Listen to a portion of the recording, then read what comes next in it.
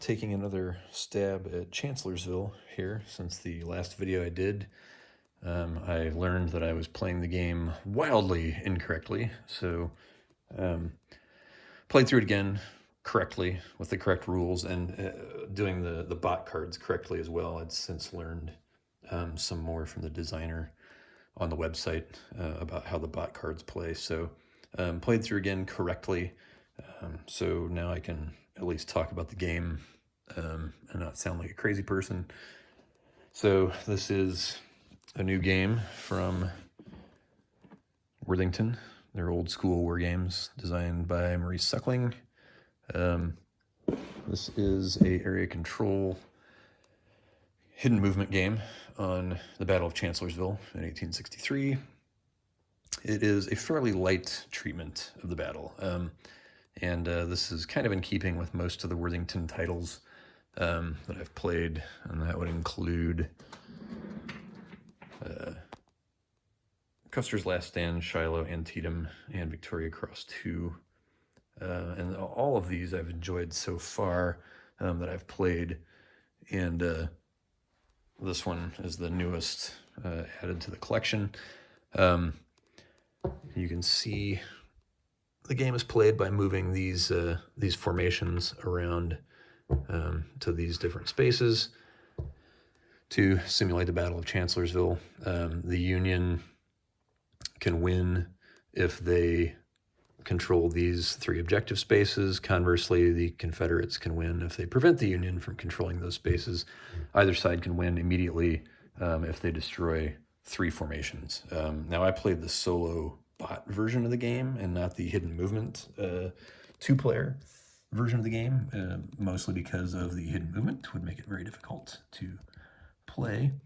And open up the box here, because one of the things that the hidden movement for the game does, if you're playing the two-player version, is you have these screens that will be set up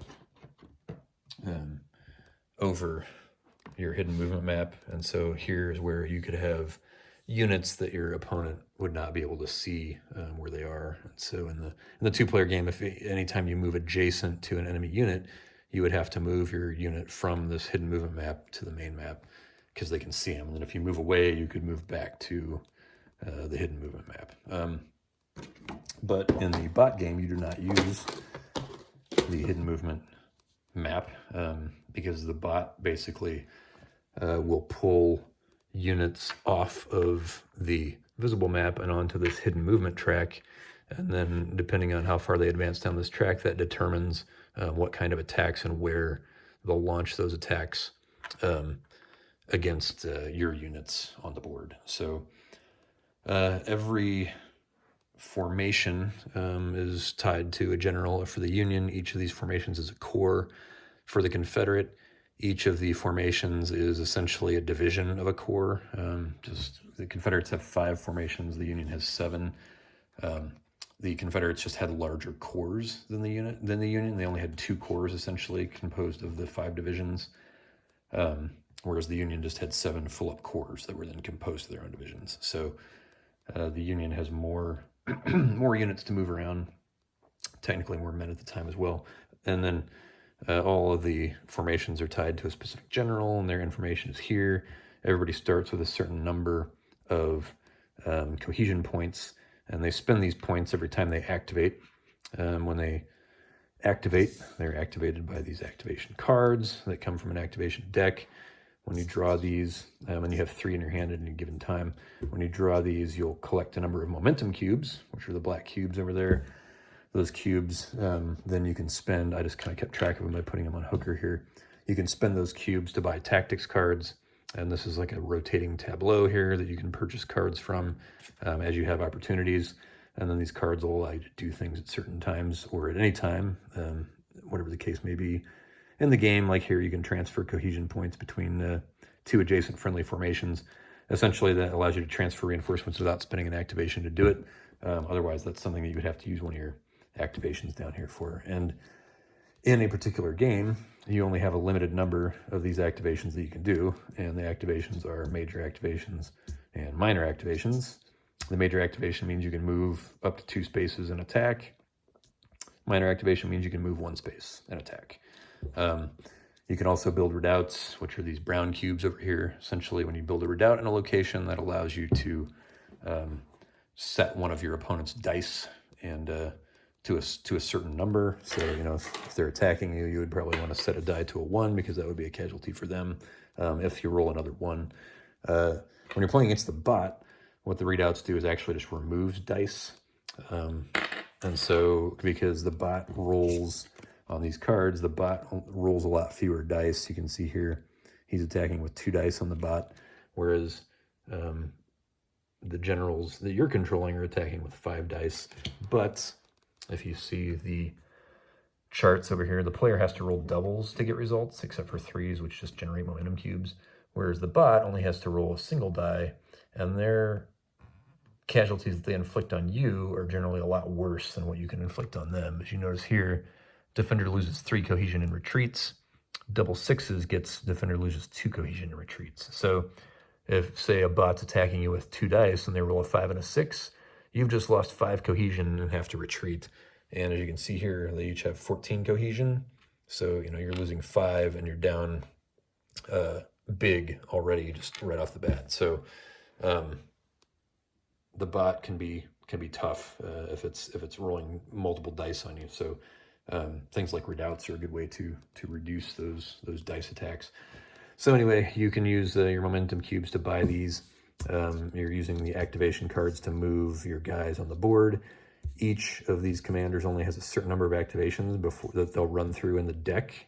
And when you run out of activations, when your activation deck runs out of cards, the game is over. So it's a very fast playing game because there's not a lot of these cards in here. And it actually tells you essentially how many activations each of these guys have in the deck. And you can see here, Reynolds has 3 major activations, Cedric has 2, Sickles has 2, Mead has 2, Couch has 3, Howard has 2, Slocum only has 1. So in the whole game, Slocum, there's only 1 time that Slocum's going to be able to do the 2 movement major activation, and then he only has 2 minor activations. So there's only going to be 3 times total that you'll actually be able to activate Slocum, unless you have a tactics card that allows you to move somebody or attack with somebody of your choice. Then you could use Slocum for that. Likewise, you could also use Hooker's ability. So essentially, Hooker can countermand any activation. So say I have the Cedric Reynolds activation, but I would prefer to move Slocum and Howard. I can say, oh, I want to play this card, but I'm going to activate Hooker. So instead, this card gets replaced. Hooker generates 3. Hooker's ability generates 3 momentum cubes. And then anybody of your choice can do a major activation plus 2 dice intensive artillery barrage, and then somebody can do a 1 minor activation. So there I could have Slocum do a major activation and Howard do a minor activation. That would be a way to get more actual activations than what their listing is there. Then you would move this over to the spent column, and your commander can't use that ability again unless you have something like this card that I had, which you can see is very expensive to buy. But if Hooker or Lee are spent, they may become ready again. So this allows your general to actually use his ability twice. So it's actually quite a powerful card to have. So if you have a chance to buy it, and you got 6 momentum cubes sitting around, you can do that. But momentum cubes are not just used to buy the tactics cards. You can also use them to re-roll dice, any or all of the dice that you roll on an attack. So it costs 3 to do that. So it's always good to try and keep at least 3 momentum cubes in your pool if you can. That can help you with the re-rolls. So that is kind of the game in a nutshell. So the bot movement. So after you've done all your movement for your side as the human player, then you do these bot cards, and it's just a procedural thing that you go through. So in this case, McLaw's attack if adjacent to the enemy. In this case, McLaw's was dead. Say McLaw's was, and it's unlikely he would be here, but just for example purposes, say he's not oops, that is adjacent to somebody there. Say he's somewhere that isn't adjacent to anybody. Okay, he's not adjacent, so otherwise +1 HMT. So that means he comes off of here and goes over to the hidden movement track on the one space. And you can see here, if HMT 2, no. If HMT 3 plus, no. So his turn is over. Now, if he were already on the HMT, and again, you would start at this beginning. Well, he's on the HMT. He's not adjacent to anybody, so that would be a +1. So then you move him one more. If this were a different turn, then he would be on HMT 2, and there he would attack one of these locations on the board, starting with 22, then 10, then 9, then 8, then 18. So in that order. So if there's somebody at 22, which there is, he would come off of here and go blank right there. And then if he attacks and is successful, then Meade would retreat, and then McLaws would take the space.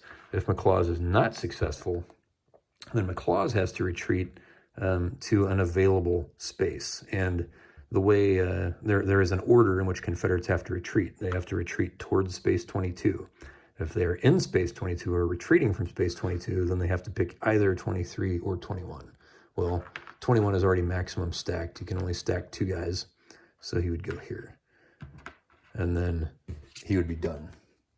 And then you would go to Anderson, and then you'd run through the same thing. He either attacks somebody if he's nearby, or he pops to the HMT to a certain level. In this case, where you can see he was +1 HMT.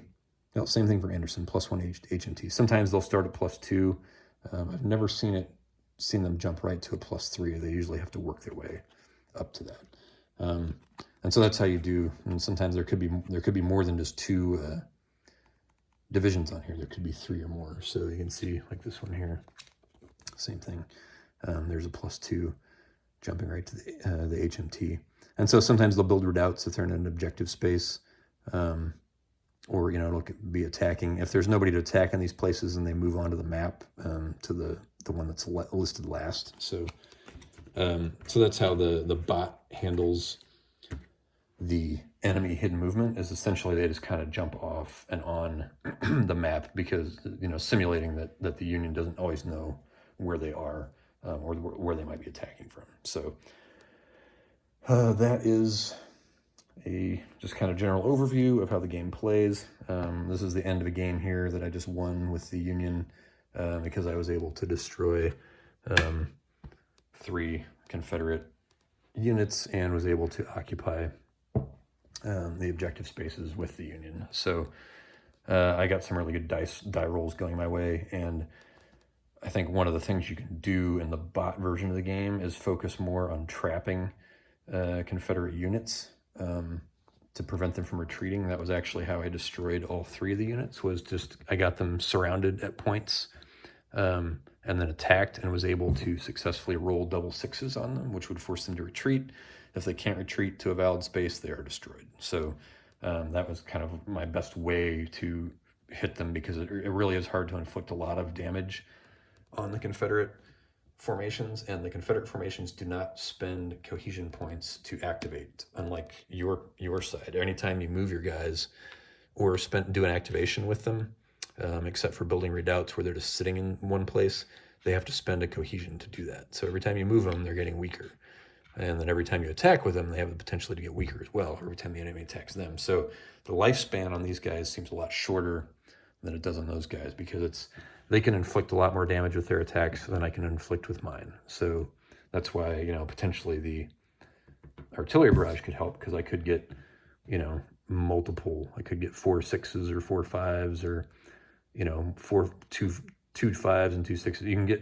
You can roll more doubles if you've got more dice. So, but it does seem a little bit stacked against the Union player in terms of how much damage they can deal out, in terms of how much damage and cohesion they're losing from Confederate attacks and movement. So you have to move quickly and decisively in the game.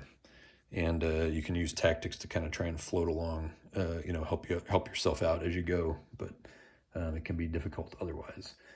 Component-wise, it is typical excellent Worthington Games quality. They have been turning out some really, really nice stuff lately in their newer releases. And these are no different. The cards are the great sort of linen finish poker cards, shuffle really nicely. It comes with 2 rule books. They are glossy rules, which is, not always the greatest, but it's just, where we are in the hobby right now. And in terms of the layout of the rules, it is a case system, but stuff can kind of be buried, trying to get not glare, but stuff can kind of be buried in paragraphs with these bullets. And so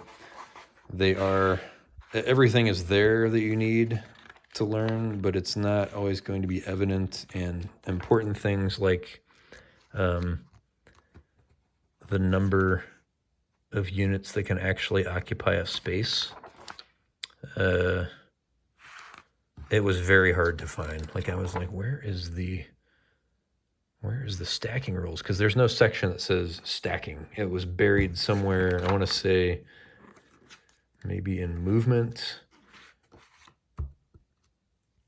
in the movement space. And that's the thing, I don't even remember where I saw it now. All I know is that I saw it said you could have up to 2 formations in a space, and that's it. And they get penalized for that because if you have 2 formations like these guys, because of the way the retreat rules worked out for the bot, that's how these 2 guys ended up occupying this space. But if you attack a space that has 2 formations in it, all the casualties are applied to both formations. So the designer intentionally made it very dangerous to stack your units together because he wanted the game to focus on the maneuver and the movement. So, which I think is a cool design element.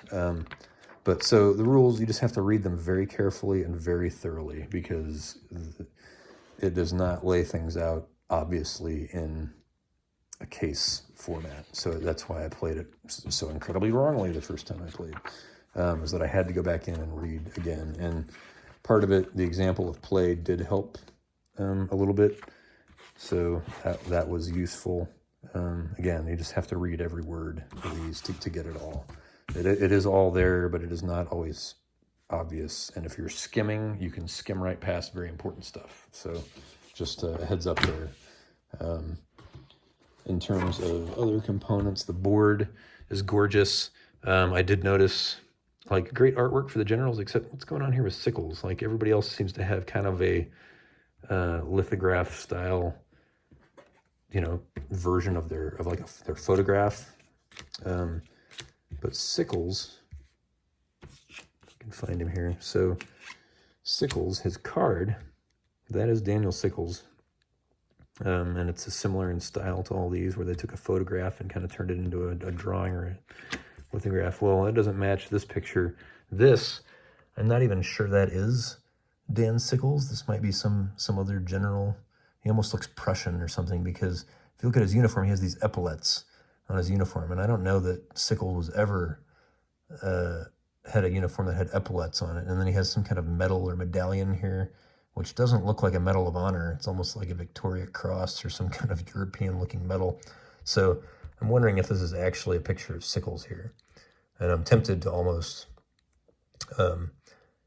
scan an image of Sickles here on label paper and cut it out and actually place it over the picture there, just because little inconsistencies like these in historical imagery is just sort of an OCD level thing of mine. A good example is the new GMT printing of 1960, Making of the President, where they use the representative picture of Nixon in a game that is about only the 1960 election against John F. Kennedy. The representative image of Nixon that they chose is a picture of Nixon from 1971 at a presidential press conference. And I thought, there's plenty of public domain pictures of Nixon from the 1960 campaign. Like, why would you have not used that for Nixon in a game about the 1960 campaign? And then they even used for Kennedy, they use a picture of Kennedy from 1963 for the game. So like that kind of stuff just drives me absolutely bonkers. And so I just could not even buy a copy of GMT's game with just Nixon, all the Nixon cards and the Nixon pieces, and the cover of the box all had this image of Nixon from 1971 on it, and just couldn't deal with it. And so this kind of thing where, like, I don't know whose picture this is, but it doesn't match what's on the card and doesn't look like Dan Sickles. Or if it is, it's like old Dan Sickles, when he was in the early 1900s or something, when he was an old man. and was considerably heavier. So it was just weird. A little note there, but I mean, otherwise the components are gorgeous in just about every way. You can see I have black pieces for the Union on the board and red for the Confederates. The game comes with red Confederate pieces and then blue Union pieces, but then the Kickstarter came with some gray Confederate cubes, and then these black with the blue writing on them Union cubes. But it didn't come with appropriately colored black and gray cubes to track the cohesion. And so another OCD thing for me is that I don't like using red pieces on the board and then blue pieces here, or conversely gray pieces on the board and red pieces there. So I had some black cubes from another game that I just that had actually been replaced in another game. So I had these extra black cubes. So I just grabbed a bunch of them and chucked them in here to serve as the Union cohesion points. And these are smaller too than the momentum cubes, so they won't get confused if they get jostled around on the board or something. But I need to get some gray cubes for the Confederate cohesion, because that would bother me using red cubes with the gray formations. So that's why I mix and match the black Union pieces with the red Confederate pieces, because that's what I had the right color cubes that I could do. So, and I wanted to use the Kickstarter pieces just because I got them with the Kickstarter, so why not? But anyway, that is a look at Chancellorsville 1863. I enjoyed it. I really enjoyed the movement, the game of movement, and the sort of marshaling your hand management and marshaling a limited number of activations that each of these formations is going to have. That was very cool. Trying to strike where you can, where the enemy isn't. My strategy here was to get Reynolds around. He starts here, and to get him across the river and attacking the flank of the Confederates, Colston starts here. I think AP Hill starts here, and Early starts in Fredericksburg. And as you can see, the movement arrows on the board dictate terrain advantages. So somebody attacking from 15 into 17 is going to lose a die on their attack, but somebody attacking from 17 to 15 is going to gain 2 dice. So you can see here the terrain modifiers. Green arrows give you +2 dice, red arrows -1 die, regular black arrows have no effect. So the game sort of cleverly uses the movement arrows, so anytime you're crossing a river, you're going to lose a die doing that. Some places don't have any specific terrain advantages, but others do. You can see here this both ways, from 21 to 10 and vice versa, gives you a bonus. And then some cases there is no effect if you're attacking from 8 to 18, but attacking from 18 to 8, that's going to lose you a die. So some spaces are more defensive than others. Some spaces are more vulnerable than others, and then some have a mix. So you can see 21 here has a couple of points that you could hit it from. You could attack it from 20 and get an advantage. You can attack from 10 and get an advantage, but from 18, from 19, and from 22, there's no advantage. So things like that can make you evaluate the strengths and weaknesses of these spaces more carefully than just kind of like, oh, I just need to get everybody across the river. Well, if you only can get him to, if you can get him to here, then you want to think, well, but he could, if somebody's sitting here, he could be hit pretty hard pretty quickly. Somebody's sitting here, same thing. So maybe you build your bridgehead here and try and get the enemy to attack you at a disadvantage, or at least you can sit here and not worry about being attacked, and then decide which direction you might want to go. This would be a penalty, but this would not. So just some great map design there in terms of the efficacy of where you're placing your guys with a looking ahead to future moves or potential defensive positioning and protecting yourself against enemy attacks. So just lots of neat little strategies involved in the game. And it's very quick playing, so it involves a lot of thought, but it also moves nice and fast, which is great when you're looking for something light. You don't want a big monster game, but you want something that can give you a real good think about how you want to, plan your tactical options. So I enjoyed it. I would recommend anybody that is interested in Chancellorsville. There's not a lot of games that cover Chancellorsville. So, and this is a good one because it's not, doesn't have a lot of special convoluted rules to handle the, the Confederate Lee's famous flank march and stuff, which relied on kind of all of these things going right and the Union not being aware and all this kind of stuff. So a lot of games that are more complicated on Chancellorsville have to have all the scripting to try and replicate the history in some way. I feel like this doesn't really get caught up in trying to replicate the history. It just has things in place that can try and get you at least a sense of it, some flavor of it, and that's why the hidden movement is there. And I really do need to try it 2-player so that I can play it and see how it works with the hidden movement as compared to the bot, because the bot's going to be it is way more random in terms of how a defense is going to be managed by the bot. And so it feels like, yeah, you can kind of go wherever you want as the Union, because the bot pieces will just keep beaming on and off the board. So I feel like the Union has more freedom in where they can move, because a lot of times, a lot of the units for the Confederates can be on the HMT.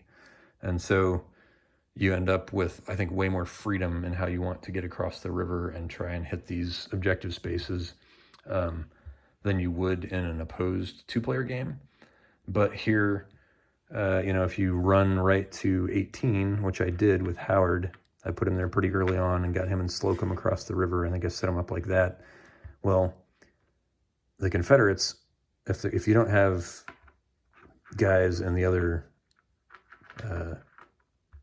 objective points yet, then the Confederates are going to focus, guys are going to, coming off the HMT, are going to focus a lot on hitting this space. And so can Howard weather those attacks? And that's where you want to get as many activations for him as you can, because you can build those readouts that can help him start to absorb the attacks that are going to be coming in from the bot to try and take that objective back. So that is something you have to consider. You may have more freedom of movement or more freedom to run over there and seize that objective right away, but then the question is, can you hold it through multiple bot activations where they're going to be attacking, and potentially with 2 dice, potentially with 3 dice, and that can be very crippling for Union formation.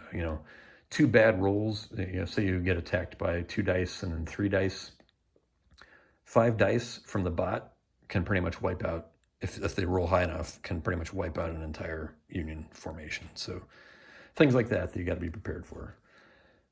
Anyway, that is a look at Chancellorsville 1863. I'd recommend checking it out if you're interested in the battle or the era, and would like a light treatment or something that has some real true hidden behind a screen type hidden movement. If you want to play it opposed, and that has a good solid solitaire option if you want to play it against the bot. So thanks.